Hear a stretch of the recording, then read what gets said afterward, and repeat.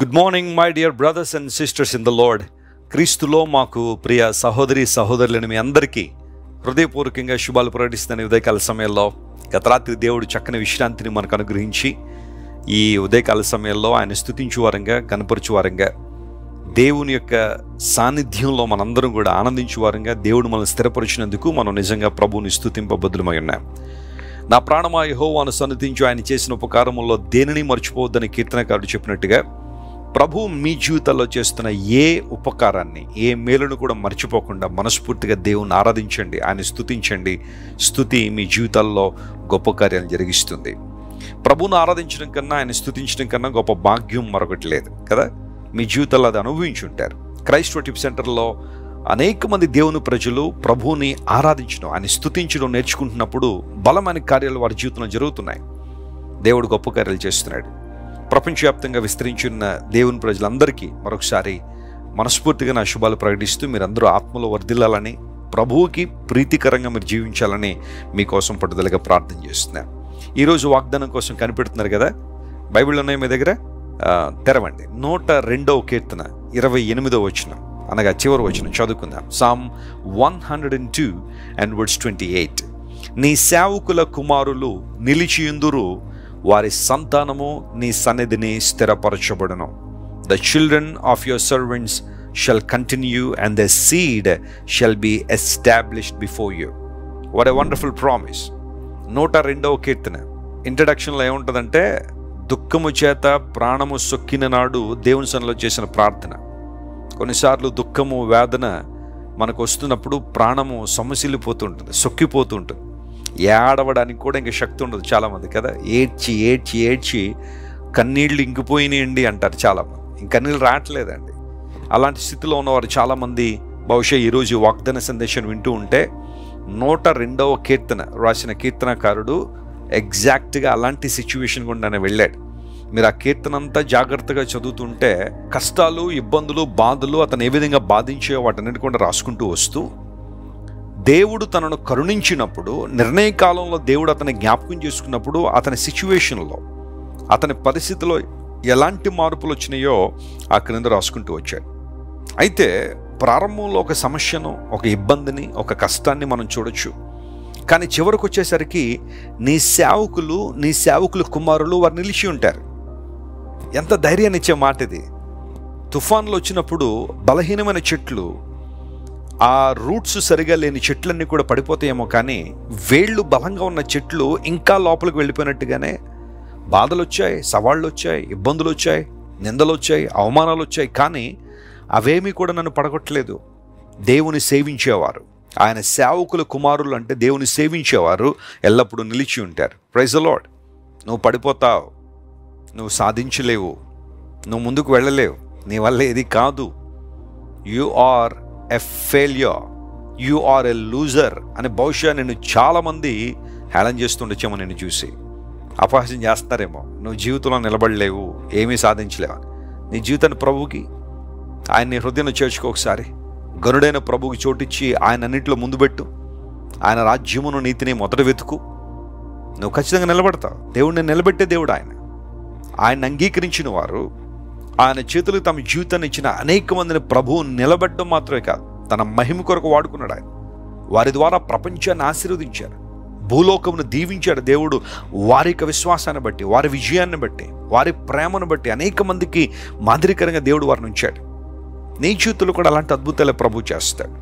దేవుని సేవించే సేవకులు, వారి కుమారులు నిత్యము నిలిచి ఉంటారు. కృంగిపోవద్దు ప్రియ దేవుని బిడ్డ. ఎవరో ఏదో అన్నారని, నేను తక్కువగా చూస్తున్నారని, నీ బంధువులందరూ నేను హేళన చేస్తున్నారని, ఒకళ్ళు ఈరోజు ఈ వాగ్దాన సందేశం వినడానికి ముందు కూడా ఏవో ఫోన్ కాల్స్ నీకు రావడం ద్వారా ఒక గలిబిలి ఆందోళన నీ జీవితంలో ఉండొచ్చేమో. The lord is speaking to you today. God will establish you and your children. నీ పిల్లలను, నిన్ను దేవుడు నిలిచే వ్యక్తులుగా దేవుడు నిలబడతాడు. అంత మాత్రం కాకుండా అక్కడ రాయబడిన మాట, వారి సంతానము దేవుని సన్నిధిలో స్థిరపరచబడుతుంది. అంతకన్నా ఆశీర్వాదం ఇంకేం కావాలి? అంతకన్నా భాగ్యం ఇంకేం కావాలి? దేవుని సన్నిధిలో స్థిరపరచబడే అంశం. మీరు ప్రతిరోజు చేసే ప్రార్థన అంశాల్లో వేటి గురించి ప్రార్థన చేస్తారో నాకైతే తెలియదు, కానీ మీ కుటుంబం కోసం పట్టుదలగా ప్రార్థన చేస్తున్నారా? అయ్యా మా పిల్లలు డాక్టర్లు అవ్వాలి, ఇంజనీర్లు అవ్వాలి, అమెరికా వెళ్ళాలి, యూకే వెళ్ళాలి, సాఫ్ట్వేర్ ఇంజనీర్లు అవ్వాలి, ఇప్పుడు ఆర్టిఫిషియల్ ఇంటెలిజెన్స్లో మా పిల్లలు బాగా దూసుకెళ్ళిపోవాలి, మంచి అన్నీ చేయండి ప్రార్థనలు, ఇవన్నీ కాదంటలేదు. పిల్లలు ప్రయోజకులు అవ్వాలి, ఉన్నత స్థలాల్లో ఉండాలి. కానీ దేవా, నా పిల్లలు నీ సన్నిధిలో స్థిరపడాలని ప్రార్థన చేసావా? వారు ఎక్కడికైనా బయటకు వెళ్తున్నప్పుడు ఈ మాట చెప్పావా?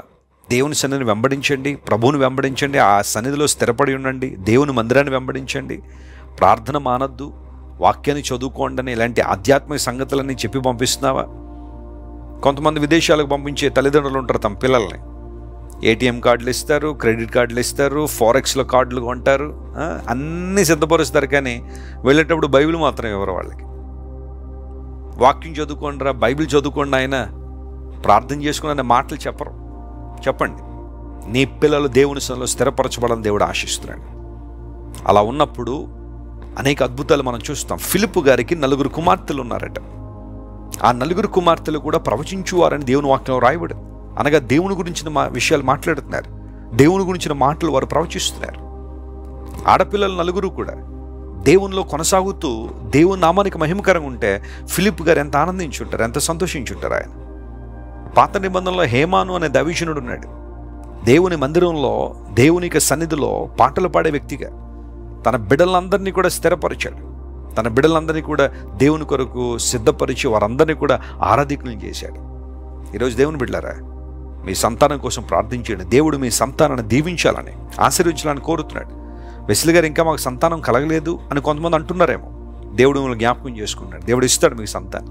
మీరు దేవుని సన్నిధిలో ఒక నిబంధనలోనికి రండి. ప్రభువా, మా బిడ్డలు నీ సేవలో వర్ధిల్లాలి, నీ కొరకు జీవించాలి ప్రభువా, అట్టి సంతానం మాకు ఇవ్వండి ప్రార్థించండి. భార్యాభర్తలు ఇద్దరు కలిసి రోజు కొంత సమయం ప్రార్థించండి. రాజమండ్రి క్రైస్ట్ వర్షిప్ సెంటర్కి శుక్రవారం ప్రార్థనలో కావచ్చు, ఆదివారం ఆరాధనలో చాలామంది బిడ్డలు లేని భార్యాభర్తలు వస్తున్నారు. ప్రార్థన ద్వారా దేవుడు ఎంతోమంది గర్భాలు దేవుడు తెరిచాడు. ఆయన సృష్టికర్త కదా, ఖచ్చితంగా మేలు చేస్తాడు. ఈరోజు నిన్ను కూడా జ్ఞాపకం చేసుకుని సంతానాన్ని వర్ధిల్లింపజేసే దేవుడు ఆయన. ప్రార్థన చేసుకుందాం, కళ్ళు మూసుకోండి. ప్రేమగల తండ్రి, మీరు మాకు ఇచ్చిన వాగ్దానాన్ని బట్టి నీ కొందనాలు. నీ సేవకులు కుమారులు నిత్యము నిలిచి ఉంటారనే వాగ్దానం మమ్మల్ని పడగొట్టాలని చాలామంది ప్రయత్నం చేస్తుండొచ్చు, మేము పడిపోతే చూడాలని చాలామంది కనిపెడుతూ ఉండొచ్చు. కానీ నీవు మమ్మల్ని నిలబెట్టే దేవుడు నాయన, నీ సన్నిధిలో మమ్మల్ని ఎస్టాబ్లిష్ చేసే దేవుడు, స్థిరపరిచే దేవుడు కనుక నీ కొందనాలు. ఎవరైతే ఈరోజు తమ బిడ్డల కోసం వరి అవుతున్నారో, దూరంగా ఉన్న తమ బిడ్డల కోసం చింతిస్తున్నారో, వారందరినీ మీరు ముట్టి బలపరచండి. ఎక్కడెక్కడైతే బిడ్డలు ఉన్నారో, వారి పిల్లలు ఉన్నారో, వారి సంతానం స్థిరపరచుకున్నట్లుగా సహాయం చేయండి. ఈ సందర్భంలో ఎవరైతే బిడ్డలు లేక నీ వైపు చూస్తున్నారో ప్రభువా, వారిని కూడా జ్ఞాపకం చేసుకుని వారి గర్భాలు తెరవండి. ఆనాడు హన్నాను జ్ఞాపకం చేసుకున్న దేవుడు, ఎలిజబెత్ను జ్ఞాపకం చేసుకున్న దేవుడు నాయన, అద్భుతం చేసి మా ప్రియుల్ని మీరే ఆనందపరచమని కోరుతున్నాం. స్వస్థత లేని వారికి స్వస్థత, విడుదల లేని వారికి విడుదల దయచేయండి. పరిపూర్ణమైన కృప సమృద్ధిగా మా ప్రియుల మీద కృప నుంచి అద్భుతాలు చేయమని యేసుక్రీస్తు నామం పేరిట అడిగి వేడుకొనిచున్నాము తండ్రి. Amen, amen. God bless you dear friends. Have a wonderful day. Christ worship centre ఓ బలమైన సంఘ ఉజ్జీవం. కొన్ని సంవత్సరాల క్రితం కేవలం 2తో ప్రారంభించబడిన పరిచర్య నేడు ప్రపంచవ్యాప్తంగా లక్షలాది మందిని ప్రభావితం చేయుచున్నది.